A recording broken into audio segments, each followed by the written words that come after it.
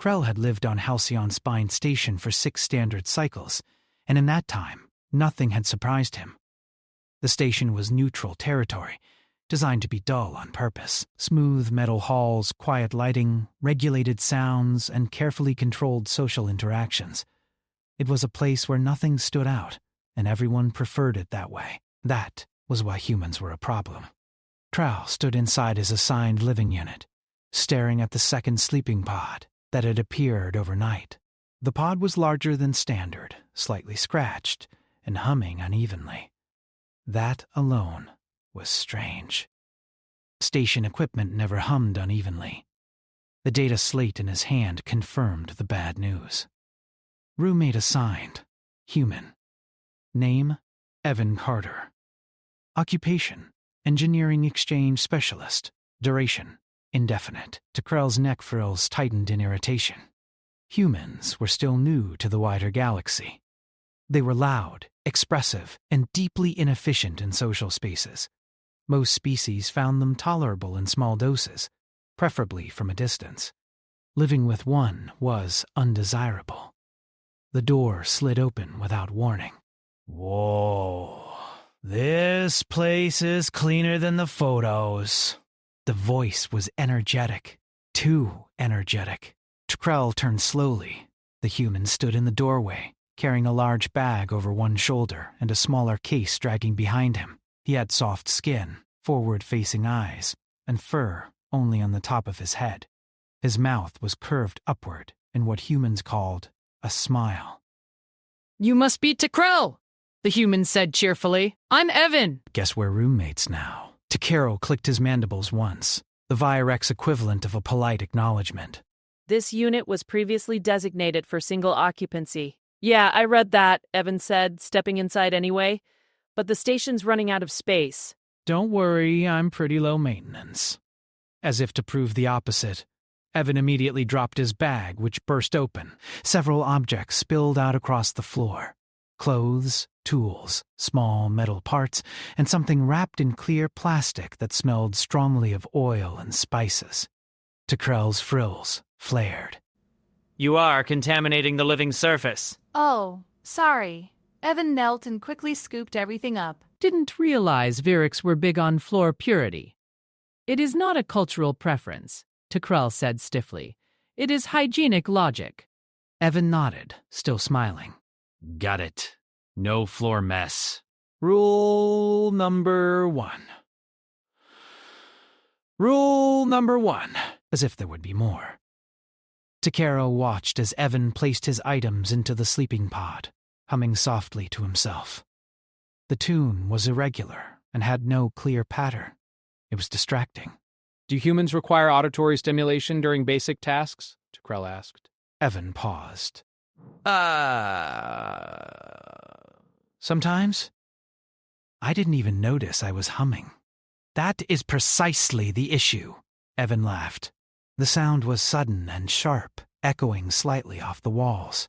Takaro flinched before he could stop himself. "Sorry," Evan said quickly. "I'll try to keep it down." Takaro doubted that would happen. Over the next few hours, Evan unpacked, adjusted his pod, and asked an uncomfortable number of questions. He asked about Virex sleep cycles, dietary needs, and whether Takaro preferred light or dark during rest periods. No one had ever asked those things before.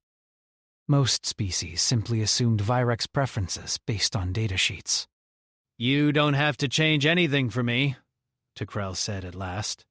"I know," Evan replied. "But it's easier if we both sleep well, right?" The logic was sound. Still unnecessary. Later, as the station lights dimmed to night cycle, Takaro attempted to rest. He lay perfectly still in his pod, breathing slowly. That was when he heard it. Click, click, whirr, click. The sound came from Evan's side of the room. Takaro opened his eyes. "What are you doing?" Evan's face appeared over the edge of his pod. "Oh. I'm just adjusting the temperature regulator. It's a bit uneven." "It is calibrated by the station." Yeah, but I think I can make it smoother. That is not authorized. Evan hesitated. Do you want it smoother? The temperature had always fluctuated slightly. He had simply accepted it. Define smoother? Evan smiled again. Trust me. Against his better judgment, Tekrell said nothing. The clicking stopped. A moment later, the air settled into a perfectly stable flow. No fluctuations. No drafts. Tekrell frowned. How did you do that? Adjusted the intake timing, Evan said casually. The station settings are conservative. Tekrell made a note on his slate. Humans modified systems without permission and without apparent fear of consequences. That should have been alarming. Instead, it was effective. The next day, Tekrell went about his duties at the Cultural Analysis Office. His role was to observe interspecies behavior and report anomalies. Humans were already a growing category. As he passed through the central corridor, he noticed Evan ahead of him, talking to a group of dock workers. The workers were from 3 different species that rarely interacted socially, yet they were all focused on Evan, listening, reacting. One of them laughed. Another nodded seriously. Evan gestured widely as he spoke, completely unconcerned with social boundaries. He noticed Tekrell and waved. Tekrell! Hey, these guys were just telling me about the cargo delays. Tekrell stopped. I was not aware this concerned you. It doesn't, Evan said. But it's interesting. The dock workers dispersed shortly after, moving faster than before. Later that cycle, reports came in. Cargo movement efficiency had increased by 4%. No system changes were logged. Tekrell replayed the corridor footage. The only variable was Evan. Over the following days, similar patterns appeared. Evan spoke with maintenance crews, medical staff, even station security. He asked questions, listened closely, and occasionally offered suggestions. Sometimes he fixed things himself. Sometimes he just talked. Either way, things improved. Tekrell found himself observing the human more often than necessary. One evening, as they shared the living unit, Tekrell finally asked, "Why do you interact so frequently with strangers?" Evan looked up from his datapad. "They're not strangers after you talk to them. That is not how most species operate." Evan shrugged. Guess that's a human thing. Tekrell processed this. You are inefficient with your time. Evan grinned. Probably, but stuff works better when people feel involved. Tekrell had no response to that. That night, as the station hummed quietly around them, Tekrell made a private note in his personal log, something he had not done in years. Human presence causes deviation from expected social patterns. Deviation appears constructive. He paused, then added another line. Human roommate is difficult to ignore. And for the first time since arriving on Halcyon Spine, Tekrell wondered if that might not be a flaw. Tekrell did not like patterns he could not explain. For several cycles after Evan arrived, the station felt different. Not louder exactly, but busier. Conversations lasted longer. People stopped in corridors instead of passing silently. Even the station AI adjusted lighting and music preferences more often, something it usually avoided unless required. None of this was listed in any official report, yet Tekrell saw it everywhere. He noticed it first in the shared living unit. Evan woke early, always earlier than needed, and moved around quietly but not silently. He talked to himself sometimes, thinking out loud while brushing his teeth or checking his tools. He left notes on shared surfaces, small reminders written in simple words. Back in an hour. Don't forget to eat. Adjusted airflow again. Hope that's okay. Tekrell never replied to the notes, but he read all of them. One morning, while reviewing cultural data, Tekrell realized something unsettling. His stress indicators were lower than usual. Sleep quality was higher. Productivity had increased by 11%. The only major change was Evan. This was not logical. At the Cultural Analysis Office, Tekrel presented his weekly observations to Supervisor Cathala, an older Vyrix with dull frills and a strict posture. The human continues to violate standard social efficiency, Tekrel said. However, the results are unexpectedly positive. Cathala's eyes narrowed. Define positive. Improved morale. Reduced conflict. Increased cooperation between unrelated species. Correlation does not imply causation, Cathala said. Agreed, Tekrel replied. That is why the human concerns me. Cathala dismissed the matter with a flick of her frills. Humans are temporary. Their novelty will fade. Tekrel was no longer sure. Later that cycle, the novelty grew louder. Evan returned to the live-in unit, carrying a small device with blinking lights and exposed wiring. He placed it carefully on the central table. "What is that?" Tekrel asked. Evan looked up, excited. The station already has those. Yeah, but this one's faster, Evan said. I built it from spare parts. That is not permitted. Evan sighed. Tekrel, everything useful I've ever built wasn't permitted at first. Tekrel stared at the device. Why would the station require this? Because systems fail, Evan said simply. And when they do, people panic. Tekrel paused. Is panic not an emotional response?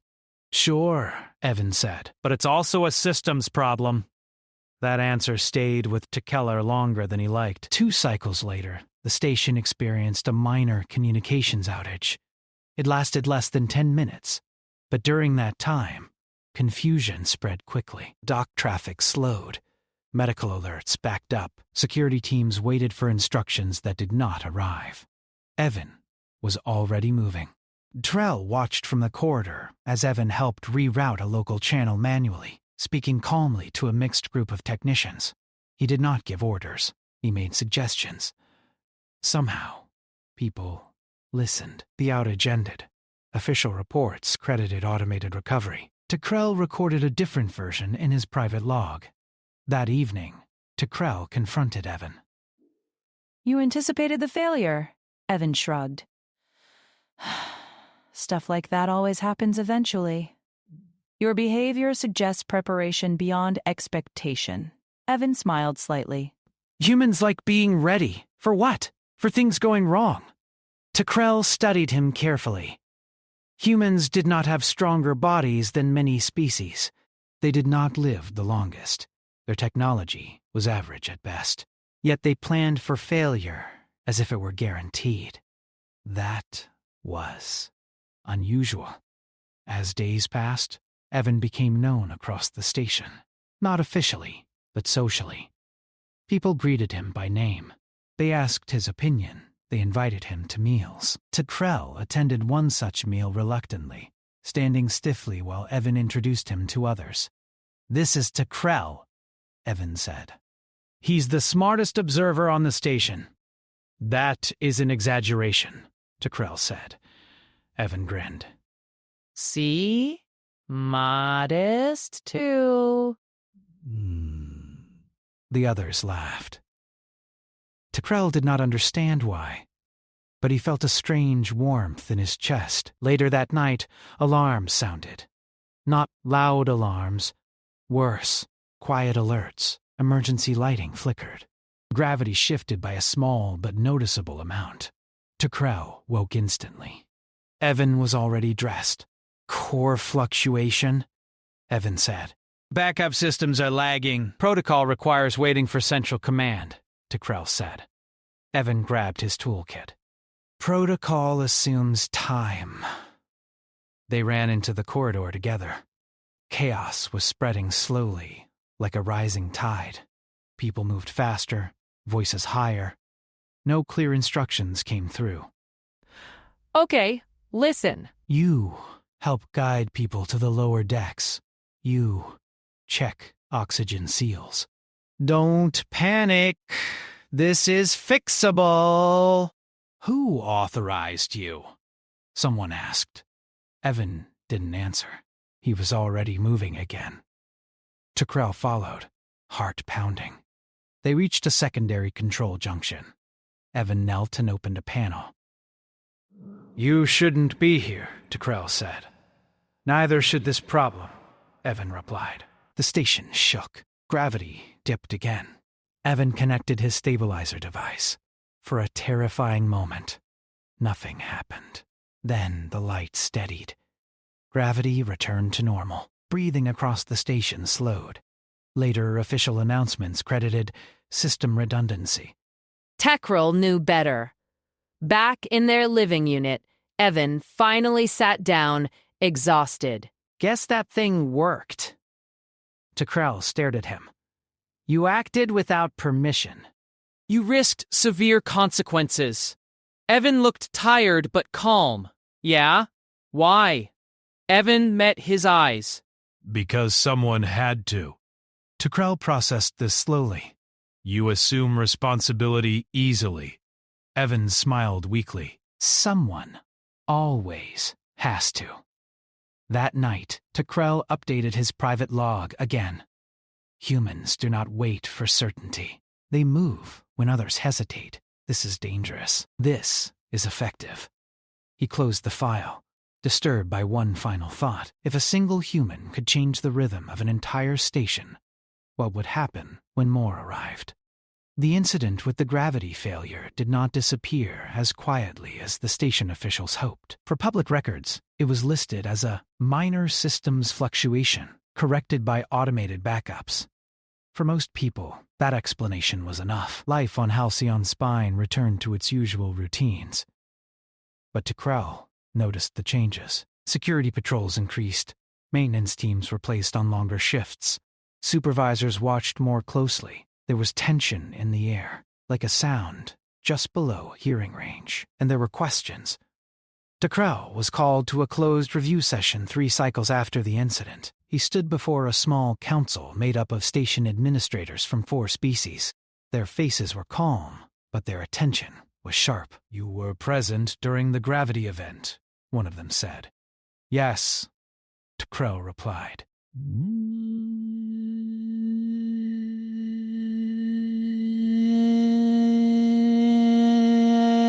Did the human take independent action? Trell hesitated. This was not in his official reports, only in his private logs. "He acted," Trell said carefully, "before protocol authorization." The room grew quiet. "That is concerning," another administrator said. "It is also accurate," Tekrell replied. "Without his actions, damage would have been greater." The council exchanged looks. "Humans are known for improvisation," one said, "but improvisation can become interference." Tekrell understood their concern. Humans did not wait. They did not freeze. They filled empty spaces with action, even when no one asked them to. After the meeting, Tekrell returned to the living unit unsettled. Evan was there, sitting on the floor, repairing a small drone. "You're under review," Tekrell said. Evan glanced up. "Yeah, figured.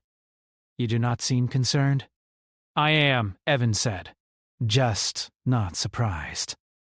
That answer bothered Tekrell more than denial would have. In the days that followed, Evan was restricted from accessing several systems. His station credentials were limited. Officially, it was a safety measure. Unofficially, people still came to him.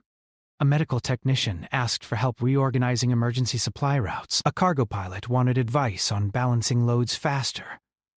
A junior security officer asked how to calm crowds during alerts. Evan helped all of them, quietly. Tekrell began to realize something important. Humans did not need authority to influence others. They created it naturally, through confidence, empathy, and action. This was dangerous in ways no weapon could be. The true test came during the arrival of the diplomatic convoy. A delegation from the Reth Collective docked at Halcyon Spine, bringing rare resources and strict rules. The Reth valued control above all else. They disliked unpredictability. They disliked humans even more. Tekrell was assigned as an observer. Evan was told to stay away. Naturally, Evan noticed something was wrong. The negotiations began badly. The Reth delegates found the station inefficient. They criticized delays, lighting levels, even the air circulation. Tension grew. Security tightened. One mistake could end the talks. Then a power relay failed near the docking ring. Not a full failure, just enough to cause flickering lights and delayed doors. The REF delegation stopped moving. "This environment is unstable," their leader said coldly. "We will withdraw." Panic spread through the station command staff. Protocols clashed. No one wanted to act without approval. Evan was in a maintenance corridor nearby when he heard the alert tones. He sighed, grabbed his toolkit, and ran toward the docking ring. Tekrell saw him before anyone else did. "You were ordered to stay clear," Tekrell hissed. "Evan didn't slow down. If they leave now, they won't come back. This is not your responsibility." Evan stopped and turned to face him. "That's the problem. Everyone keeps waiting for responsibility to be assigned." The relay failure worsened. Doors stuck halfway. The REF delegation began powering their transport. Evan climbed into the open panel without hesitation. He worked fast. Too fast. Tekrell watched in disbelief as Evan bypassed a safety lock and rerouted energy manually. "That could injure you," Tekrell said. Evan didn't look up. "Yeah." The lights steadied. Doors opened smoothly. The REF delegation paused. Evan stepped out, wiping grease from his hands. He looked at them and gave a small, respectful nod. "Sorry about that," he said calmly. "We'll make sure it doesn't happen again." There was no challenge in his voice. No fear. Just certainty. The REF leader studied him for a long moment. "Who are you?" the leader asked. "Just an engineer," Evan replied. The delegation stayed. Negotiations resumed. Later, in a private chamber, the station administrators were furious. "That human violated diplomatic boundaries," one said. "He saved the talks," another replied. "The risk was necessary." All eyes turned to Tekrell. "As an observer," one administrator said, "what is your assessment?" Tekrell felt something unfamiliar. Pressure. He remembered his private logs, his observations. The steady changes since Evan's arrival.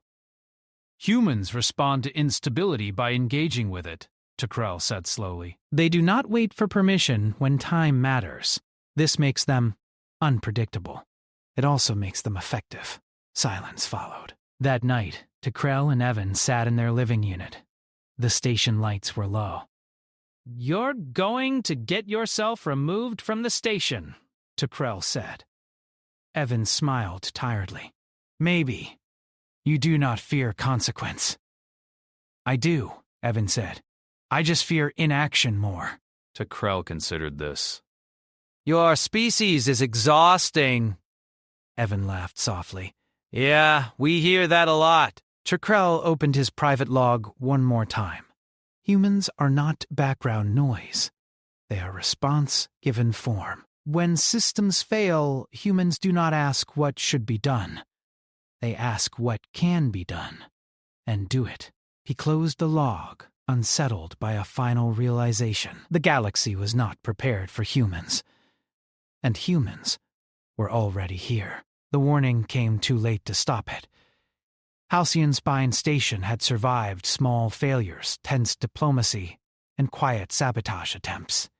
But this time, the problem was not local. It did not come from faulty wiring or poor planning. It came from outside. Long-range sensors detected the incoming ships less than an hour before arrival. No standard approach signals. No trade markers. No diplomatic codes. Unknown vessels. The station command entered emergency readiness immediately. Security teams moved into position. Civilian traffic was halted. Docking bays were sealed. Tekrell stood in the command observation chamber, watching the display. 3 ships.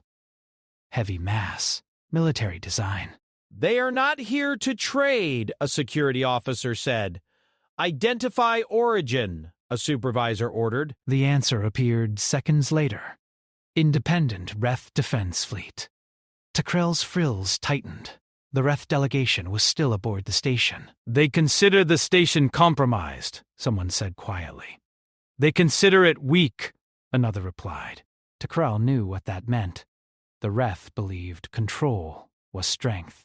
Any sign of instability invited correction. And humans, to the Reth, were instability, given flesh. Evacuation protocols began, but there was not enough time. The Reth fleet transmitted a single message. Transfer the human known as Evan Carter to our custody. Failure will result in enforcement action. Silence filled the chamber. That is unacceptable, one administrator said. They will not negotiate, another replied. Trell's thoughts raced. He understood the Reth logic. Remove the variable. Restore control. He also understood something else now. Removing Evan would not restore stability. It would destroy it. Evan was in the living unit, tightening the straps on his tool pack, when Takrell arrived. They are coming for you, Takrell said. Evan didn't look surprised. Yeah, I figured this might happen. They demand your transfer. Evan paused, then nodded slowly. If it keeps the station safe, no, Takrell interrupted. The word came out sharper than intended. It will not. Evan studied him. You're sure? Yes. Alarms echoed faintly through the station. The Reth fleet moved into weapons range. Defensive systems activated. But no one believed they would hold for long. Evan exhaled. Okay. Then we need a better plan. You cannot fight them, Takrell said. Evan shook his head. I'm not planning to. What Evan planned instead was worse. He accessed the station's emergency broadcast network. You do not have clearance, Takrell said. Never stopped me before, Evan replied, already typing. Within moments, every screen on the station changed. Every communicator activated. Evan's face appeared everywhere. This is Evan Carter, he said calmly. If you can hear this, I need your help, station officials shouted. Security moved toward the living unit. Evan continued. We've got a situation. External threat? Protocols are locking things up? That's normal. But waiting right now will make things worse. People across the station stopped and listened. I'm not asking you to break rules, Evan said. I'm asking you to do what you already know how to do. Help each other. Follow your training. Keep systems running manually if you have to. Takrell watched in disbelief as the station responded. Engineers moved without orders. Medical teams prepared emergency bays. Cargo crews secured power flow routes. Civilians guided each other calmly. The station came alive. Security finally burst into the living unit. Turn it off! An officer shouted. Evan raised his hands. I'm done. But it was too late. The Reth fleet fired a warning shot.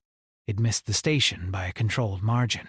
But the message was clear. Tyrell felt fear ripple through him. Evan did not move. They think force will fix this, Evan said quietly. It won't.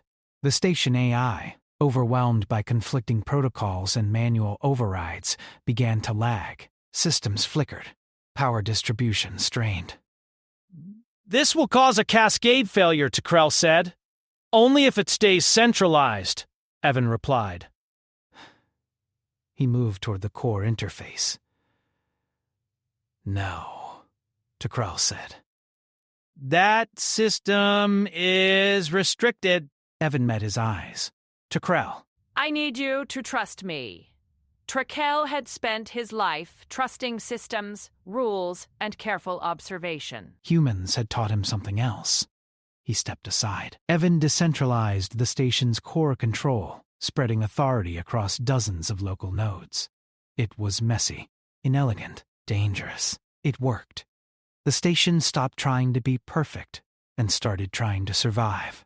Outside, the Reth fleet hesitated. Their scans showed confusion, not collapse. Independent systems. Manual control. No clear target. This station is behaving irrationally, a Reth commander reported. No, another replied. It is behaving, human. Evan opened a direct channel to the fleet. You don't want this, he said evenly. You fire, you hit civilians. You board. You meet resistance from every species here. Not soldiers, people. The Reth leader stared at him through the screen. You are the source of disorder. Evan nodded. Yeah. And that disorder is keeping everyone alive. For a long moment, nothing happened. Then the Reth fleet powered down its weapons. They did not apologize. They did not retreat in shame. They withdrew. The station survived. Afterward, exhaustion settled like dust. Systems slowly returned to normal. People rested. Injuries were minimal. Krell stood alone in the observation chamber, reviewing reports. Not official ones. Personal accounts. Messages of thanks. Stories of cooperation. The station administrators gathered again. The human violated every layer of protocol, one said, and prevented a massacre, another replied. All eyes turned to Krell. He spoke clearly. Humans do not bring chaos, he said. They bring engagement. When systems fail, humans fill the gaps. Not with force, but with presence. Silence followed. That night, Evan sat quietly in the living unit, staring at nothing. They're probably going to reassign me, he said. Yes, Carol replied. Evan smiled faintly. Worth it. Krell looked at him and understood the truth fully now. Humans were not dangerous because they were strong. They were dangerous because they refused to be passive, and the galaxy would never ignore them again. The station felt quieter after the Reth fleet left. Not empty, not broken, just thoughtful. People moved more slowly through the corridors, not from fear, but from reflection. Conversations happened in low voices. Laughter still appeared, but it came softer, like something handled with care. Halcyon Spine had survived, and everyone knew why. Official reports took time. Committees formed. Investigations began. Protocols were reviewed and rewritten. But no document could fully explain what had happened when fear met action and chose cooperation instead of control. Krell spent long hours alone, reviewing logs and recordings. Not the ones meant for archives, but personal messages sent by individuals across the station. A maintenance worker wrote about strangers helping lift heavy panels without being asked.